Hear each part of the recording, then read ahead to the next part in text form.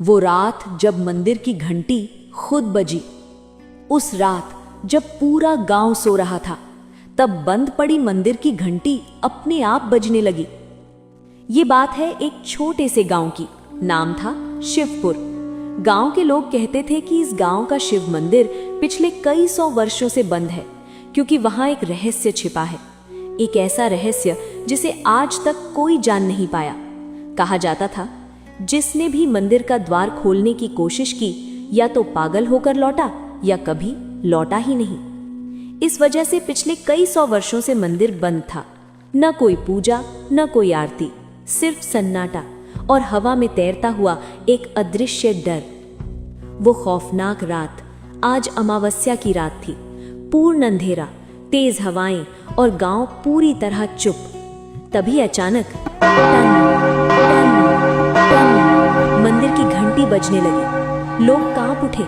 बूढ़ी दादी बोली, आज कुछ बड़ा होने वाला है, ये कोई साधारण संकेत नहीं है। गांव के कुछ लोग डरते डरते मंदिर तक पहुंचे। उन्होंने देखा मंदिर का दरवाजा अपने आप धीरे धीरे खुल रहा था। मंदिर के अंदर से हल्की सुनहरी रोशनी निकल रही थी और उस रोशनी के बीच एक 10 साल का बच्चा शांत भाव से बाहर आ रहा था। उसके पांव जमीन को छू भी नहीं रहे थे, जैसे वो हवा में हल्का सा तैर रहा हो। उसकी आंखों में वो शांति थी जो इंसान में नहीं, केवल किसी दिव्य शक्ति में होती है। उसके शरीर से हल्की हल्की रोशनी निकल रही थी।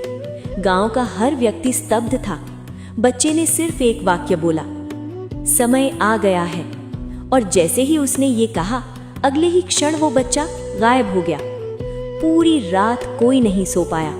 अगले दिन पूरे गांव में बस एक ही चर्चा थी, वो बच्चा कौन था?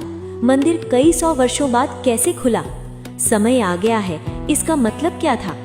उसी दिन गांव के सबसे पुराने पंडित जी की पुरानी पोथी खुली और उसमें लिखा था, जब मंदिर की घंटी बिना छुए बजे, समझ लेना कलयुग का घमंड टूटने वाला है। उसी रात गांव के एक लड़के के शरीर पर अचानक रहस्यमय चिन्ह उभरने लगे और उसे सपने में वही बच्चा दिखाई दिया जो मुस्कुराकर बोला, तुम ही अगले हो। ये सीरीज अभी जारी है। पार्ट 2 में खुलासा होगा कि वो बच्चा कौन है, चिन्ह का क्या मतलब है, क्या ये कोई अवतार है या कोई प्रलय का संकेत। ऐसे ही भक्तिमय कथाएं, दिव्य ज्ञान और जीवन बदल देने वाले संदेशों के लिए हमारे YouTube चैनल को सब्सक्राइब करें, Facebook पेज और Instagram को फॉलो करें। और यदि आप इस रहस्यमयी दिव्य कहानी का पार्ट 2 देखना चाहते हैं तो कमेंट में पार्ट 2 जरूर लिखें। धन्यवाद।